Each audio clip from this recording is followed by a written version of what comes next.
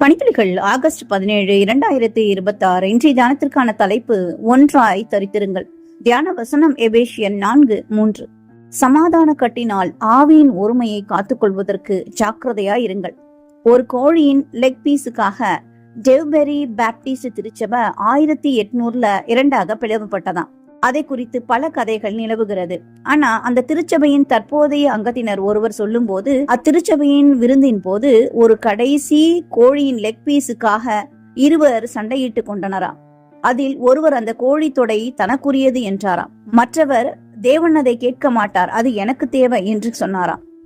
அந்த மனிதன் மிகவும் கோவப்பட்டு 2 கிலோமீட்டர் தள்ளி இரண்டாவது டெவ்பெரி பேப்டிஸ்ட் திருச்சபையை ஸ்தாபித்தாராம். அதிர்ஷ்டவசமாக அந்த திருச்சபையின் பிரச்சனைகளை அமர்த்தி சபை பிளவுபட்டதற்கான இந்த கீர்த்தனமான காரணத்தை தங்களுக்குள்ளே மறைத்து கொண்டனராம். யோவான் 17:21 முதல் 23 வரைக்கும் இயேசு கிறிஸ்து அவருடைய மரணத்திற்கு முந்தின நாள் சீஷர்களுக்காக ஜெபிக்கிறார். ஏன் நமக்காகவும் கூட அதில் ஜெபிக்கிறார். அவர்கள் எல்லாரும் ஒன்றாய் இருக்கவும், பிதாவே, நீர் என்னை அனுப்பினதை உலகம் விசுவாசிக்கிறதற்காக நீர் என்னிலேயும் நான் உம்மிலேயும் இருக்கிறது போல அவர்கள் எல்லாரும் நம்மில் ஒன்றாயிருக்கவும் வேண்டிக் கொள்கிறேன் என்று.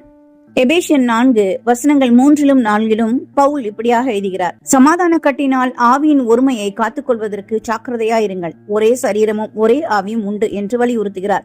அவைகள் பிரிக்கப்படவும் முடியாது. நம்முடைய பாவங்களுக்காக கிறிஸ்துவின் சரீரம் உடைக்கப்பட்டது என்பதை நம்பும் நாம் அவருடைய சரீரமாகிய திருச்சபையை கோபம், புறம் பேசுதல், பிரிவினைகள் என்று தகர்க்க கூடாது.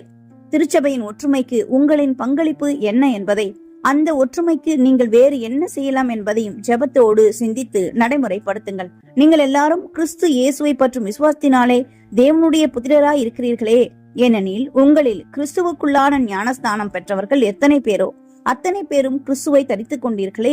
நீங்கள் எல்லாரும் கிறிஸ்து இயேசுவுக்குள் ஒன்றாய் இருக்கிறீர்கள் என்று கலாத்தியர் 3:26 முதல் 29 வரை பவுலார் எழுதுகிறார். பவுலாரின் நிருபங்களில் எல்லாம் சபை ஒற்றுமை குறித்தே அதிகமாய் பேசியிருக்கிறார்.